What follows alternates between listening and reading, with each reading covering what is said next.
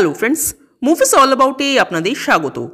SVF হইচই আর হইচই studios যে পরবর্তী কাজগুলো নিয়ে আসছে সেই কাজ নিয়ে আজ আমরা কথা বলবো। প্রথমেই বলবো হইচই যে ওয়েব সিরিজগুলো আনছে সেগুলোর কথা। মিমি চক্রবর্তী অভিনীত ডাইনি আসছে, সে কথা আপনারা সকলেই জানেন। এরপর আসছে ঋত্বিক চক্রবর্তী অভিনীত অ্যাডভোকেট অচিন্ত আইচের সেকেন্ড সিজন। এবারের গল্পে অচিন্ত আইচ একটি বাচ্চা মেয়ের হয়ে কেস লড়বেন। এই অচিন্ত আইচের ফার্স্ট সিজনের ট্রেলার যখন এসেছিল তখন এটাও কিন্তু হইচইয়ের সেম প্যাটার্নের কাজ বলেই মনে হচ্ছিল, কিন্তু সিরিজটা দেখার পর আমার বেশ ভালো লাগলো। বিশেষ করে শেষের দিকের এপিসোডগুলো খুব ভালো হয়েছিল, ইভেন ডায়ালগও বেশ ভালো ছিল। তো এই সিরিজটারই সেকেন্ড সিজন আসছে আগস্ট মাসে। প্রিয়াঙ্কা সরকার অভিনীত লজ্জার সিজন 2 বা বলা যায় লাস্ট পার্ট আসছে এপ্রিল মাসে। এই সিরিজটা এমনিতে খুব একটা ভালো হয়নি, কিন্তু এর টপিকটা বেশ ভালো ছিল কারণ সেটা খুব রেলেভেন্ট। তো এটা আসছে এপ্রিল মাসে। সোহিনী সরকার অভিনীত নাগমণির রহস্য আসতে চলেছে, যার শুটিং হবে থাইল্যান্ডে। পরিচালক সায়ন্তন ঘোষাল। তোমাকেই চাই নামক একটি ত্রিকোণ প্রেমের গল্প আসছে। এরপর আসছে পরমব্রত চ্যাটার্জি পরিচালিত নিকোষ ছায়ার পার্ট 2। এটা কালী পুজোয় আসবে। এই ভূতের সিরিজ কালী পুজোয় আনার ট্রিকটা কিন্তু বেশ ইন্টারেস্টিং। পরমব্রত নিকোষ ছায়ার প্রথম পার্টটাও কিন্তু কালী পুজোতেই এসেছিল। সৌমিত্র শাহ অভিনীত কালরাত্রি সিজন 2 আসতে চলেছে 2025-এই। এরপর আসছে একটি হরর কমেডি নাম ভূত তেরিকি, যেখানে দেখানো হবে ভূত ও মানুষ একসাথে বসবাস করছে। এখানে ক্রিয়েটিভ ডিরেক্টর হিসেবে থাকবেন অনির্বাণ ভট্টাচার্য। এরপর আসছে সন্দীপ্তা সেন অভিনীত বীরাঙ্গনা, যেখানে সন্দীপ্তা একজন পুলিশ অফিসারের চরিত্র প্লে করবেন। সত্যি ঘটনা অবলম্বনে শুভশ্রী গাঙ্গুলি অভিনীত অনুসন্ধান আসছে। এটা একটা ক্রাইম থ্রিলার হতে চলেছে।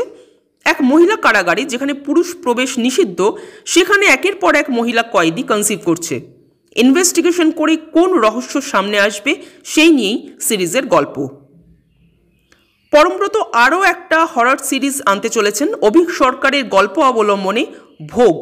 এটা একটা হরর সিরিজ। এই সিরিজে অভিনয় করছেন অনির্বাণ ভট্টাচার্য ও পার্ণ মিত্র।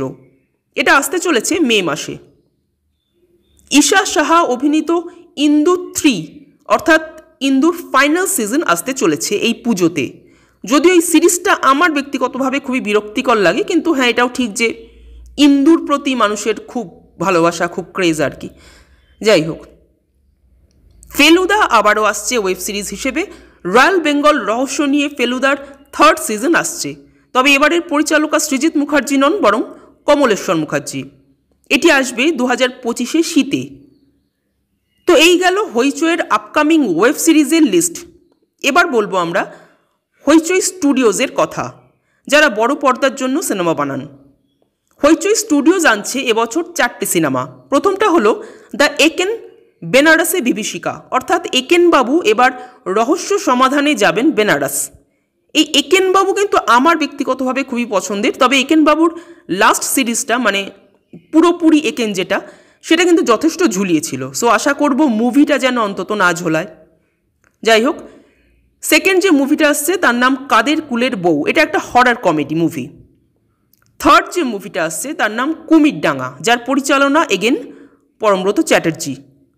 আর 4 নম্বর মুভিটা হলো গোড়াই গণ্ডগোল, মানে হইচইতে গোড়া বলে যে সিরিজটা আসে সেই গোড়াকেই এবার আমরা বড় পর্দায় দেখতে পাবো। এবং সত্যি বলতে কি, এটা ভেবেই আমার জাস্ট বিরক্ত লাগছে যে গোড়াকেও আবার বড় পর্দায় দেখতে হবে, কারণ এই গোড়ার চরিত্রটাই ভীষণ বিরক্তিকর। ঋত্বিক চক্রবর্তীর মতো একজন এত স্ট্রং অভিনেতা আছেন বলেই তিনি এই ক্যারেক্টারটাকে এইভাবে টেনে নিয়ে যেতে পারছেন। আমি জানি না অন্য কেউ হলে এই চরিত্রটার কি হাল হতো। যাই হোক, সেই গোড়াই আসতে চলেছে বড় পর্দায়। এবার আমরা কথা বলবো এসভিএফকে নিয়ে। এসভিএফ এবছর বেশ কিছু সিনেমা নিয়ে আসতে চলেছে বড় পর্দার জন্য। তার মধ্যে প্রথমটা হলো রঘু ডাকাত, যেটার কথা আশা করছি আপনারা সকলেই মোটামুটি জানেন। দেব ইধিকা পাল অভিনীত রঘু ডাকাত আসছে এবারের পুজোতে। এরপর আসছে হেমলক সোসাইটির পরবর্তীতে সৃজিত মুখার্জির কিলবিল সোসাইটি।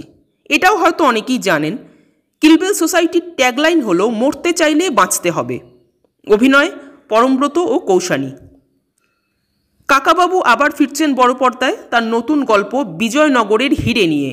অভিনয় প্রসেনজিৎ চ্যাটার্জি, তবে এবারের পরিচালক চন্দ্রাশিস রায়। নেক্সট একটা কমেডি মুভি আসছে, নাম চোর পুলিশ ডাকাতবাবু।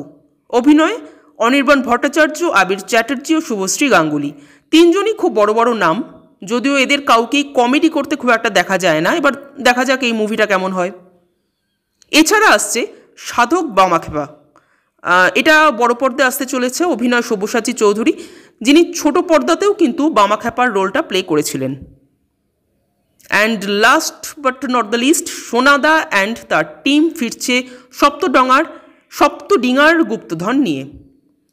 তো এই টিমটাও তো মানুষের খুব পছন্দের একটা টিম, আমারও ব্যক্তিগতভাবে খুবই পছন্দের একটা টিম। কিন্তু মুশকিলটা হলো যে সোনাদার এই টিমটা নিয়ে যে লাস্ট মুভিটা হয়েছিল সেটা কিন্তু ভীষণ বাজে ছিল। মানে মনে হচ্ছিল প্রথম দুটো সিনেমার থেকে খাপচারা সিন নিয়ে থার্ড মুভিটা বানানো হয়েছে, এরকমই মনে হচ্ছিল।